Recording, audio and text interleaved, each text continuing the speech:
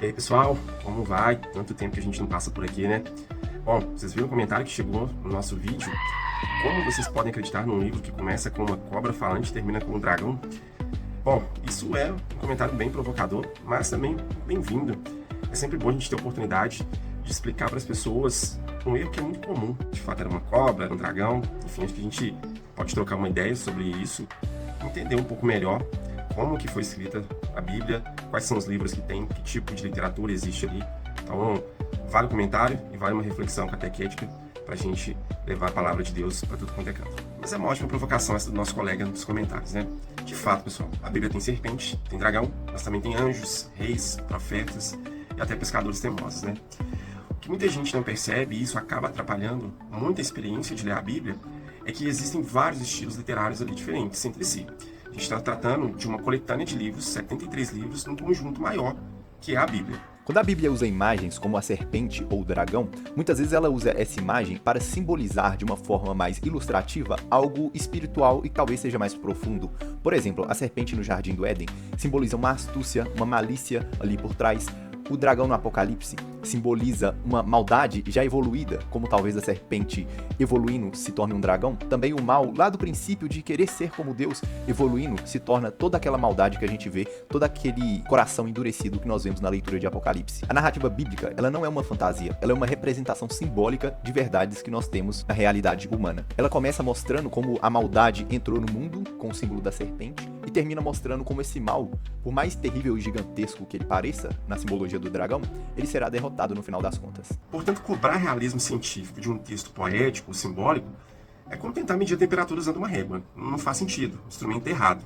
Então, assim, gente, a verdade bíblica muitas vezes se veste de símbolos para explicar realidades espirituais que a linguagem técnica não alcançaria. E é muito bonito perceber que Deus não se comunica aos homens apenas através de crônicas históricas. Ele utiliza uma riqueza de gêneros literários que nos ajuda a entender com mais profundidade, com o coração, determinadas situações históricas, determinados movimentos e acontecimentos que nos ajudam a entender o conjunto de livros como um todo. Para onde que ele está apontando? Que é Cristo.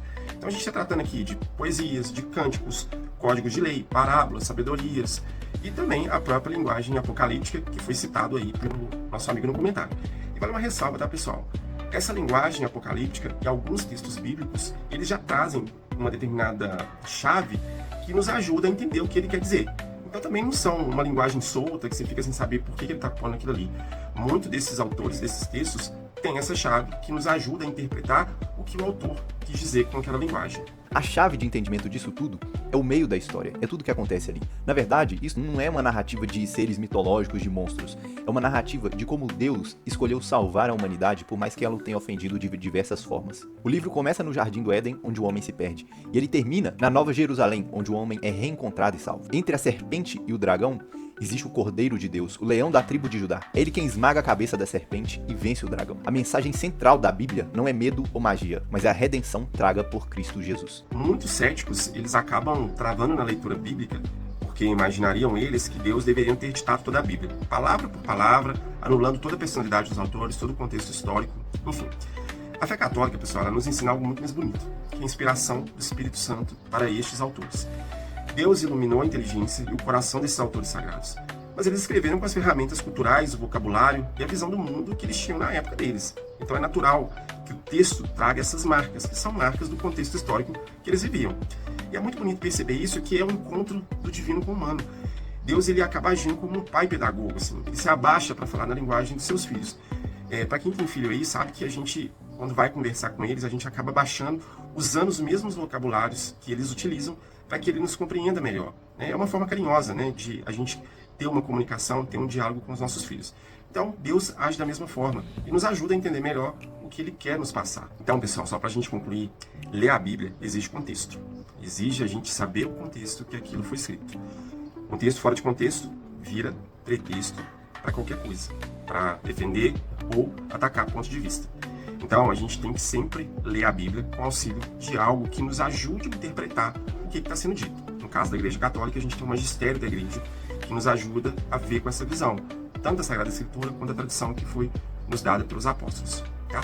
Então, a gente sempre tem que lembrar, cada livro ele nasce num contexto histórico concreto, de dificuldades, de guerras, É Israel que estava em guerra, é o exílio na Babilônia, é o povo sofrendo sobre o Império Romano, é a perseguição no Império Romano. Então, para tudo isso, a gente começa a entender, a gente, sabendo desse contexto, entendeu por que o autor lá do Apocalipse, ele escreve numa linguagem mais decifrada, mais secreta, né? Usando muitos símbolos, exatamente para não sofrer essa perseguição que ele já vinha sofrendo. Então, tudo isso, eu estou citando só um exemplo aqui, a gente vai entender a partir do contexto histórico, e aí, a partir desse contexto histórico, a gente entende a mensagem principal, que é a mensagem de Cristo, né? Então, sempre com essa mente aberta, mas também com o coração, para a gente fazer uma interpretação correta da Bíblia. Para finalizar, eu convido o nosso amigo aí que não deixou o nome, mas que escreveu nos comentários, que ele tente, faça uma leitura da Bíblia, entenda o gênero literário, entenda o contexto e deixa Deus abrir seu coração, deixa ele te surpreender, né? Uma sugestão, talvez comece pelos evangelhos. Descubra quem é esse personagem histórico, que é Jesus Cristo, que transforma a serpente em símbolo vencido e o dragão em lembrança da vitória do amor.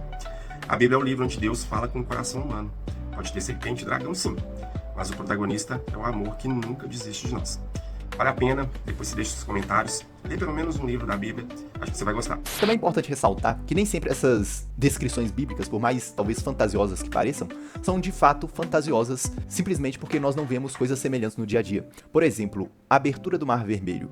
Estudos científicos já disseram que é possível que, se uma determinada corrente de vento em uma determinada intensidade, com fatores combinados, atingirem um certo local do Mar Vermelho, é possível que ele se abra. Então, não necessariamente tudo também é figura de linguagem. Nós temos coisas que cientificamente podem acontecer. Espero que tenha gostado do vídeo. Até a próxima. Tchau. Abraço, pessoal.